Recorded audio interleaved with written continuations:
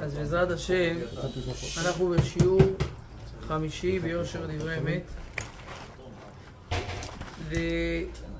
ובשיעור שעבר היינו באמצע להסביר שהדבר שהכי מרחיק את האדם מהקדוש ברוך הוא, שהדבר שהכי גורם לאדם לא להרגיש את הקדוש ברוך הוא, שהדבר שגורם לאדם שלא משנה כמה מצוות תורה או מעשים טובים הוא יעשה, עדיין הוא לא ירגיש את אותו הרגשות אלוקיות שדיברנו עליהן, את אותם חיבור להשם יתברך, את אותו זיכוך שהיה אמור לקרוא ממילא על ידי עצם התורה ומצוות ומעשים טובים שאנחנו עושים ברבים ברוך השם. רק בפועל זה לא עובד. והסברנו שהדבר שעומד ומפריע בדבר הזה זה העניין הזה של הגאווה. כי ככל שיש לאדם גאווה, אז אין דבר שנאמר עליו עוד את הבחינה הזאת, אין אני והוא יכולים לדור בכפיפה אחת, חוץ מגאווה. אפילו השם ישמור, אדם יעשה את הפשעים הכי חמורים, את העוונות הכי קשים, לא שזה מותר, זה אסור בחומרת האיסור.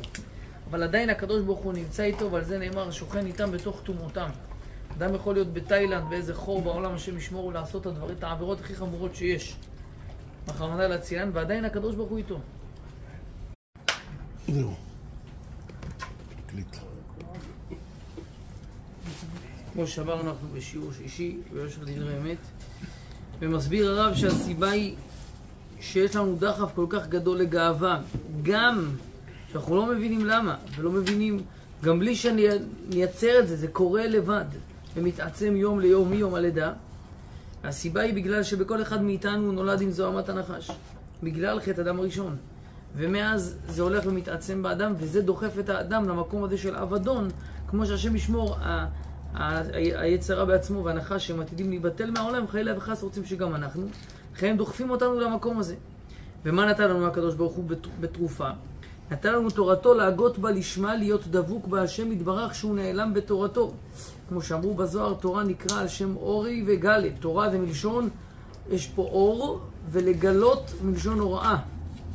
מדיעו סתם, כי השם יתברך נעלם ונגלה, נעלם מעין כל ונגלה בלבבות החפצים מה שוקדים תמיד, ודורשים תמיד מה חשבתם וליבם לדובקה בו, באמצעות תורתו ומצוותיו, על ידי זה השם יתברך שהוא נעלם בתורתו, שהוא שמו מתגלה בליבות עמו, והלב מרגיש אהבתו ויראתו ביותר, וזה נקרא תורה לשמה.